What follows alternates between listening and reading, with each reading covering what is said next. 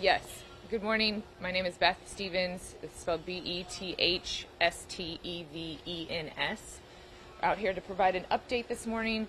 We had a hearing in front of the court at 9:30 this morning where the county attorney's office provided the update that we are complete with the election day count, and the court understands that we abided by the deadline that she provided, and the political parties have agreed to file a motion to dismiss the lawsuit.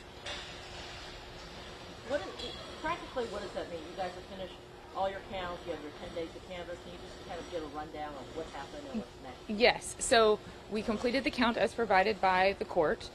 We do still have, as per law, provisional ballots to review, late mail ballots to review. The early voting ballot board still has to do their work in considering all of those ballots, and then that information will come over to the central count board. And so we do have until March 10th to finalize all of that and sort of package it up for the political parties to do their canvass of the election.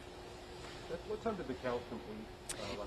It was about 1 a.m. when both parties were done. You know, these are separate elections, and so we are processing them together, but also providing reports separately. And so it was about 1 a.m. when all of that was done. So both parties made the withdrawal this morning of the case?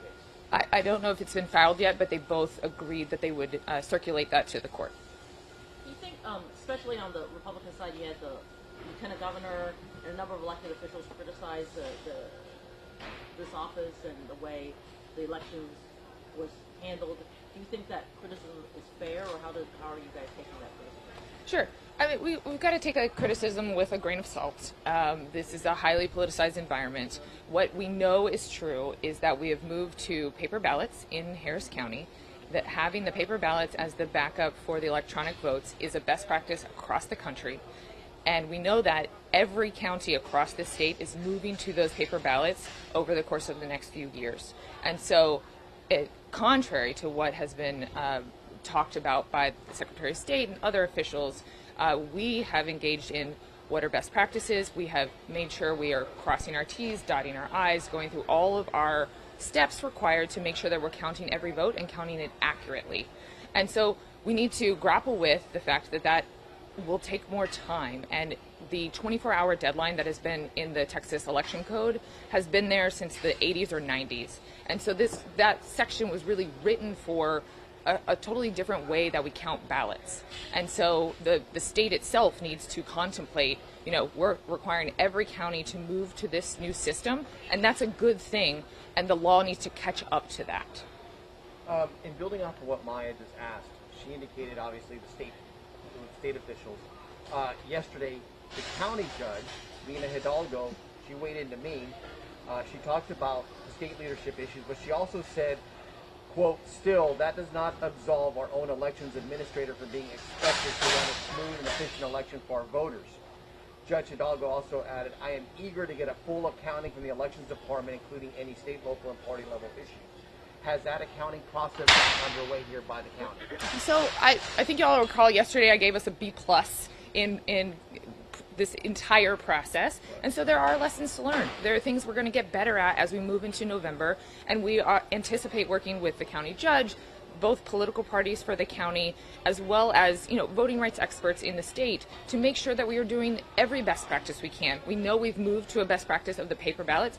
There are things to learn and to build upon to make sure that every voter is engaging with the system in a way that is convenient and fair for them, as well as being able to process those results in an efficient manner. But has that process, the accounting process, started by the county with regards to what she'd asked from you guys? So we are constantly getting feedback and learning lessons, and so I would say yes, that has started.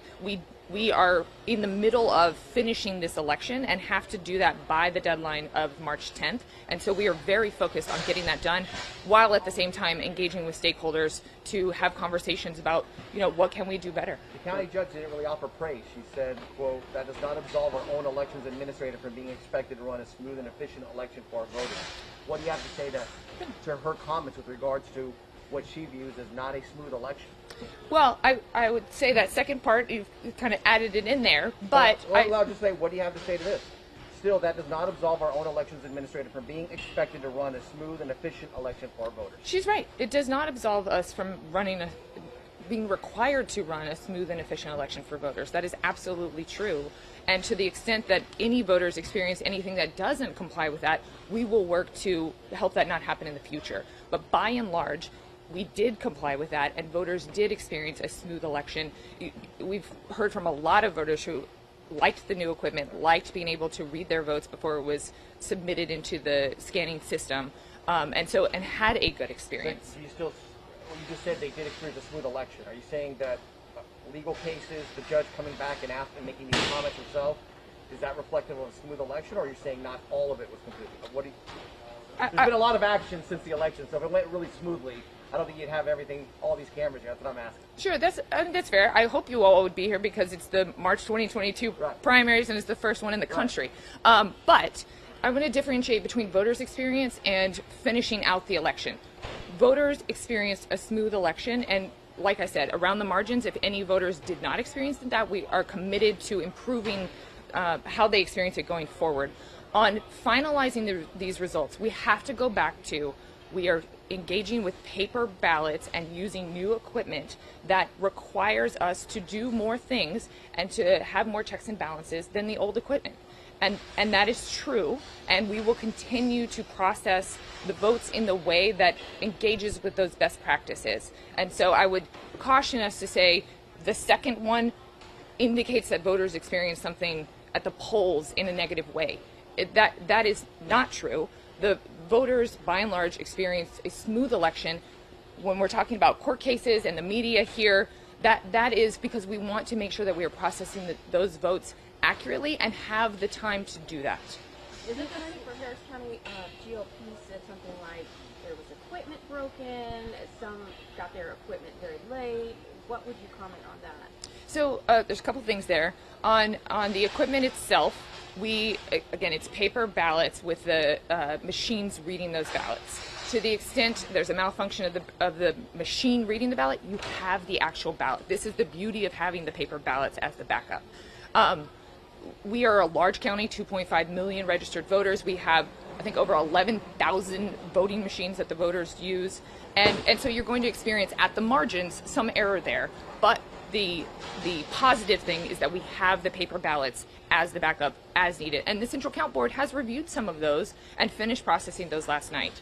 On the part about, I think you said late delivery of equipment, both parties did experience some staffing issues. So in a political party on election day, as opposed to early voting, the political parties are responsible for staffing those positions. And so they staff the judge role, and then the judge finds their clerks from there. Both parties, as happened in other counties, experienced some difficulties in fully staffing.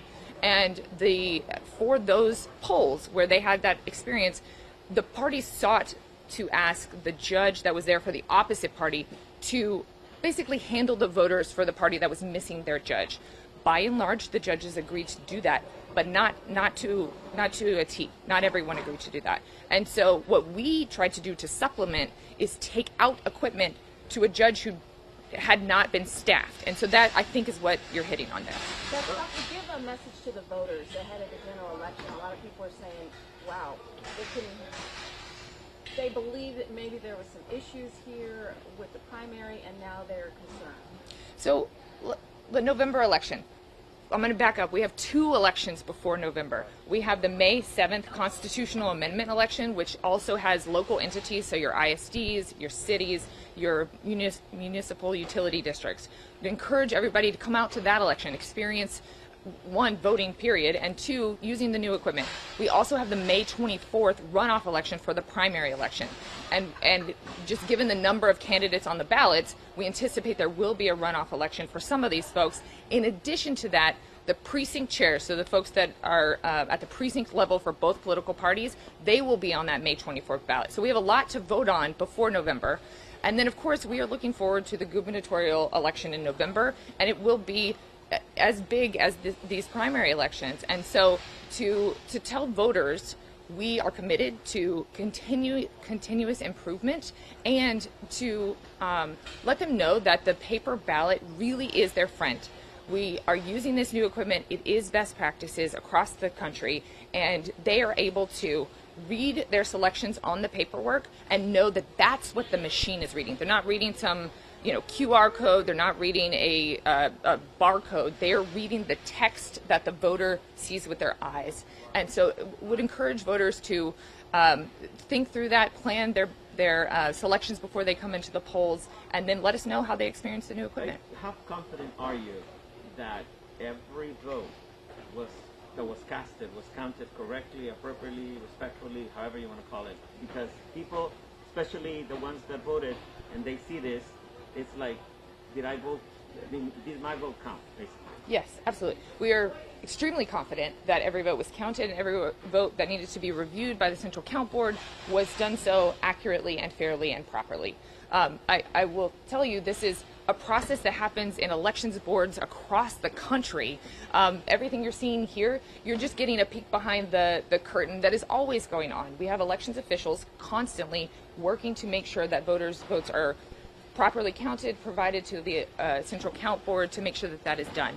And so I would say to voters, we are confident that your vote has been counted, has been tabulated properly, and we will, for those that voted provisionally, those will be reviewed over the next 6 days or so and provided to the Central Count Board appropriately. Obviously, you have a great temperament, but how frustrating is it to have to keep saying over and over again that paper ballots are going to, I mean, I'm not a math person, I don't know about all those numbers, but to me, it just sounds like common sense that this, I mean, you know what I mean? Like you're defending something that everybody's going to have to go through anyway. Is it kind of get a little bit frustrating that there's kind of what y'all may feel slightly unnecessary heat coming your way when this is just common sense? Yeah, I think we have to take into account that Harris County is the biggest county in the state. We're third largest county in the country, and so there's always a spotlight, and that's okay. We have a lot of folks in our county, and we want to make sure that they feel confident in the process. I think it is unfortunate that it has been politicized over the last couple of days by state leadership in a way that's unnecessary, and it attempts to call into question a process that we and they know are best practices. Got a couple quick follow-up questions here. You indicated that off of that question, all the votes will be counted. Were there any damage to ballots at the end of the day? Were there any ballots that were damaged? So the damaged ballot, let me back up. The margin of error around paper ballots is that you can have a jam in the machine. Again, that's the beauty of having the paper ballots. The Central Count Board reviewed any ballots that needed a second review, whether they had like a damage or not. And so you rescan them again. Right. Exactly. Were there any of those that when they were not unable to be rescanned a second time? Were there any at the end of the day ballots that were completely damaged? Not that I know of, no. About how many of those were there, Beth? Yes. How many of the so-called, I guess, damaged ballots, for lack of a better term, paper jams, tears, etc., were there in total? Well, real quick.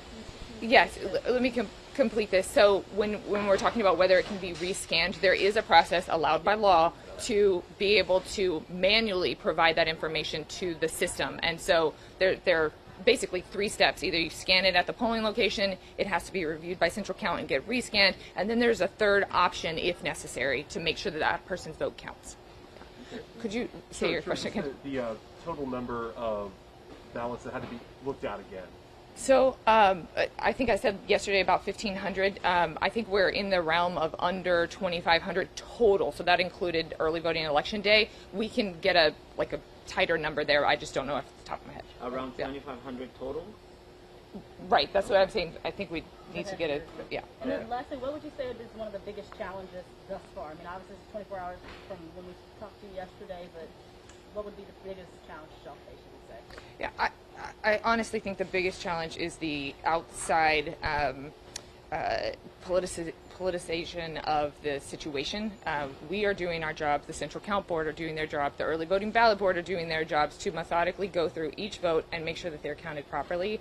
And we need time to do that and do that well. And so having leadership from the state sort of spin up a thing that undermines the certainty of the election is both a disservice to voters, and that's to whom they should be most accountable, and a disservice to what we're trying to do here because it distracts from the actual work of finishing the count. We got time for one more question. The elections administrator, Isabel Longoria, on Tuesday night indicated that workers are massively exhausted. They went to the hospital with exhaustion, borderline heart attacks. They're peeing blood. We have that in the quote. She said that. So this said, because of those type of work conditions that put the employees in those type of situations, will the elections office be examining exactly how they will be staffing moving forward and the conditions that their employees will be working on to avoid massive exhaustion, borderline heart attacks, and employees, again, as she indicated, peeing blood?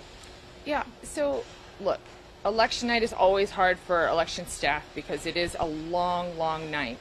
What is something that we need to examine is how many 20 to 24-hour days we can work in the course of weeks.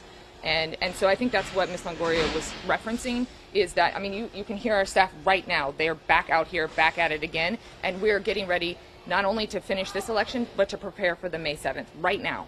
And so, yes, we will continue to examine that and talk with our officials in the county to see where we can provide the rest breaks that our folks need to be able to move forward with elections. Is that a commissioner's court issue? Is that a funding issue? More money from commissioner's court? Well, so I think, the expectation that our staff is able to work sort of nonstop all the time, and this is what brought up the conversation with the parties to begin with, was were our folks going to be able to have a nap on election night? And so I think it's a broader discussion with both court and internally to make sure that we are fully staffed and then providing those breaks on and off for folks. Speaking of, does everyone have what they need? I just want to make sure. And I apologize. I was out doing a live cast. I didn't get to hear this. Have you guys discussed the fact that maybe 300 polling locations per person per party will hold too many? That's difficult to get to, considering most of the voters we saw went to those mega centers anyway.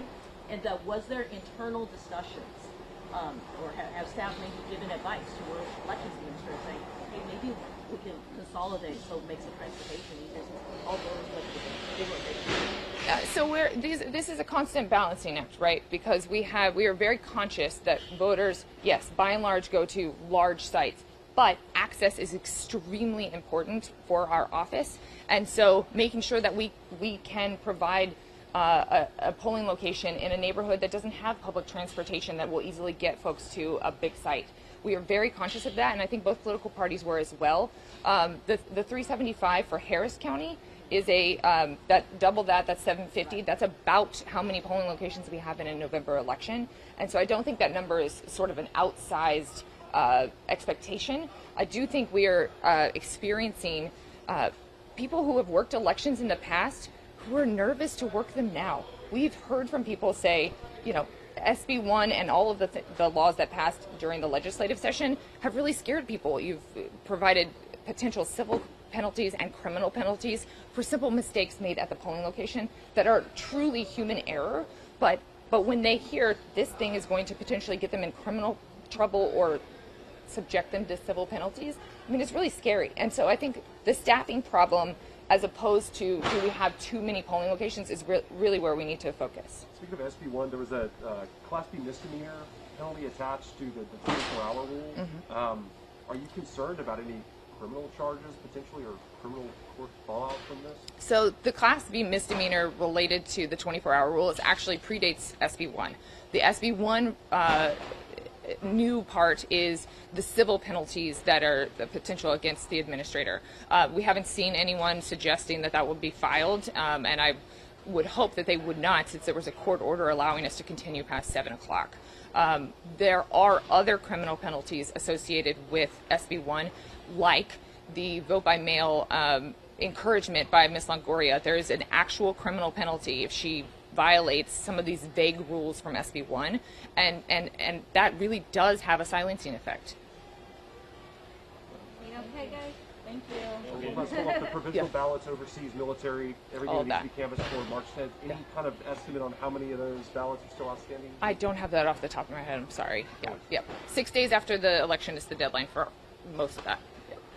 Thanks, Thanks, John. guys.